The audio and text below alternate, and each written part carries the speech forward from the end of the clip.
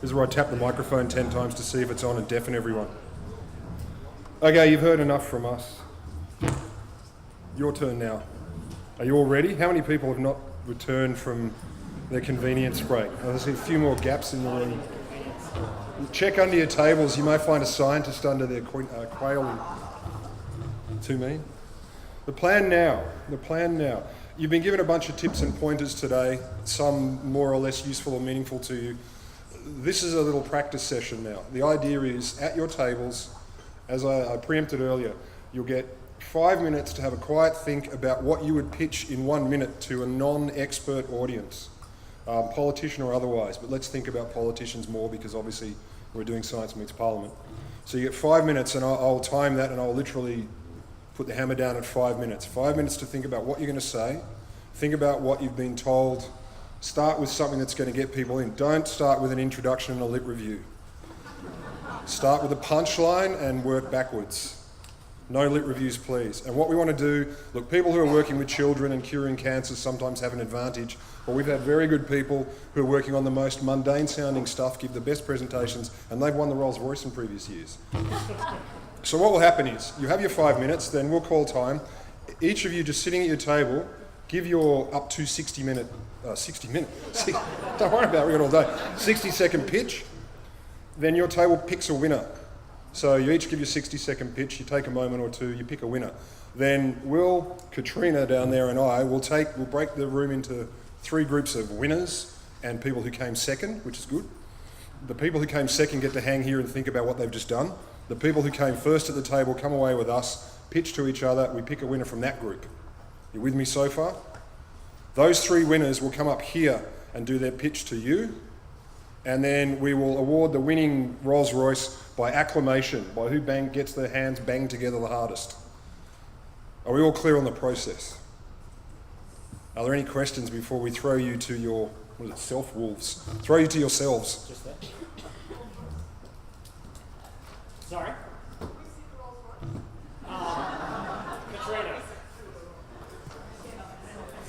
Bribes count. We're in the sciences, bribes count. Worse, we're in academia. Okay, so are you confident, ready to rock? You have no questions, you already thought it through, don't even need 5 minutes to prepare? Spend the 5 minutes trolling each other then so that you... Yeah, make other people uncomfortable. Give them good practice for tomorrow. Okay, starting now, you have 5 minutes to prepare. I'll call it 5 minutes, then you each deliver at your table to each other, you pick a winner, and we go from there. And go.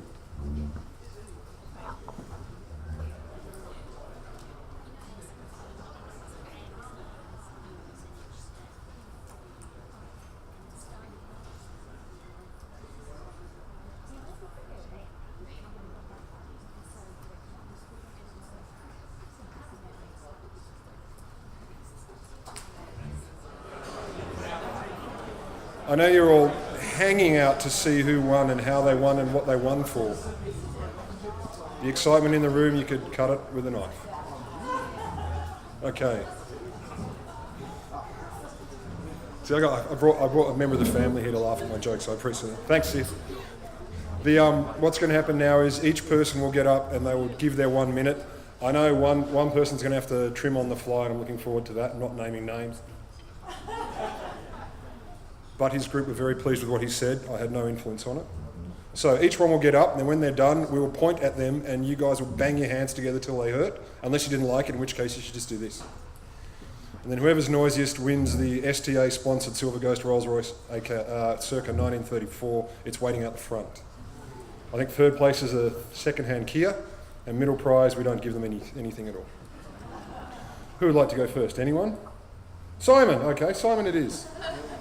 I'll stop them at 1 minute, or at least I'll make rude gestures.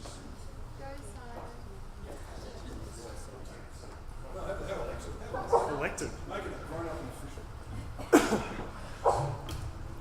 Excuse me while I break the lectern.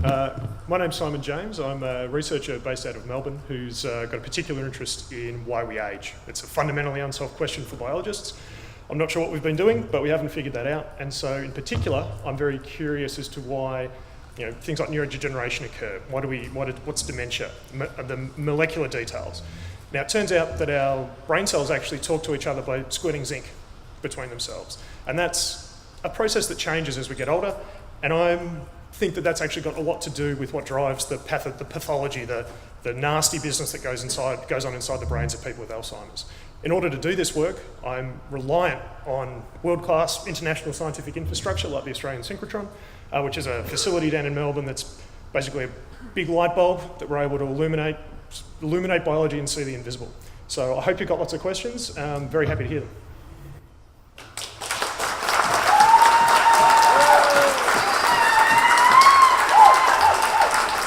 You're not voting yet. That's not voting, that's just encouragement. That's how we know something's finished when we move on to the next one, social conventions. That was 54 seconds, so he passes. That's at least a bronze. Shall we go with Ross next? Come on up, Ross.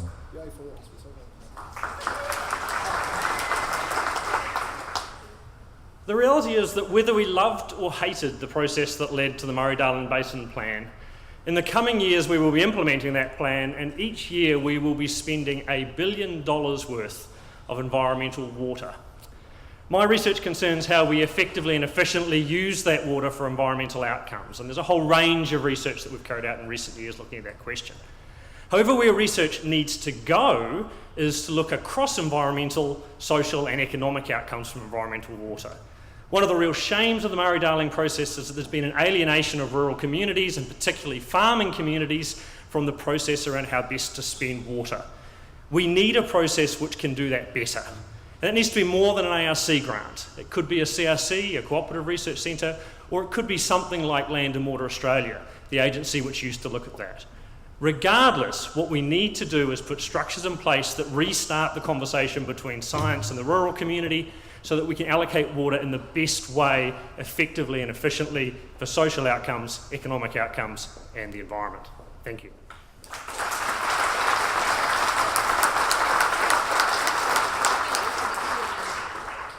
Couple of seconds over, but a big improvement. Gold stamp for improvement. He won 124 when he did this originally, so that was much, much better. Just one and a bit. Finally, Jason.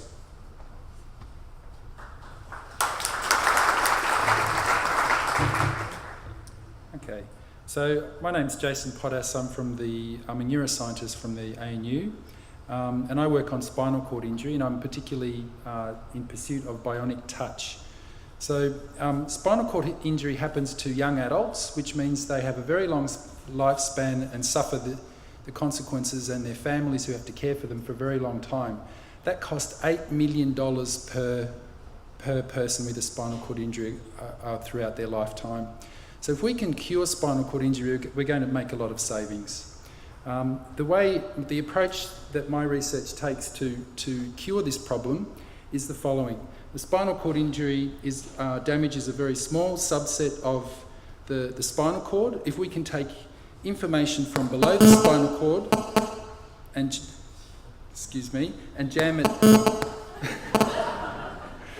and jam it into a part of the brain where that information goes normally, then we're going to have we'll be able to trick the brain into thinking that information has come normally.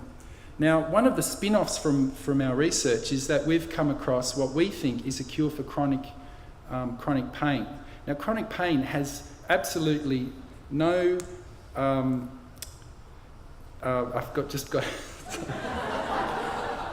Sorry. Okay, there's no cure for chronic pain. There's no drugs for it. People with chronic pain go to the doctor way too much, and that's a spin-off from research that we weren't even looking for in the first place. So thank you.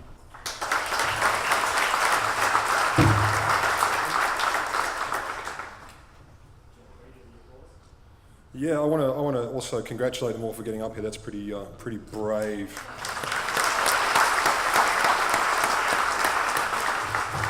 These are guys who hang out in the lab, right? That's all you ever do. Scuttle out of your cars in the cover of darkness straight into the lab again. So that's very impressive. Right. Well, we now have to do the real clapping, which is to decide who wins the Rolls Royce. So what I might do is drag you three gents in front of the stage. Can everyone see them if they stand down here? Or do we want to stand them up properly in full firing squad? See them okay? How have they organised themselves? By height? looks, by looks. So we're auctioning off these 3 eligible bachelors apparently. So we're going for hand banging together. I'll point at each one in turn. Please bang your hands together as is consonant with your enthusiasm for how well they've done.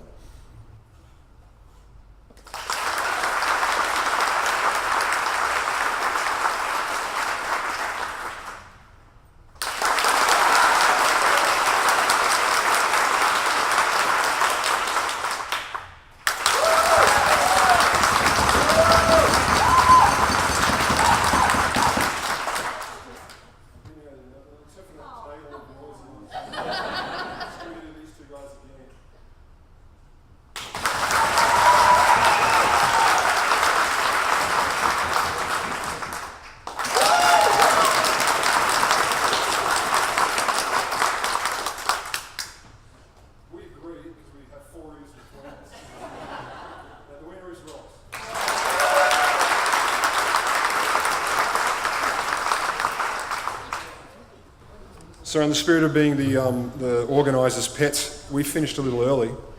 Are the organisers happy with that, or do you want to leave us up here for a while just to talk garbage? We can do garbage.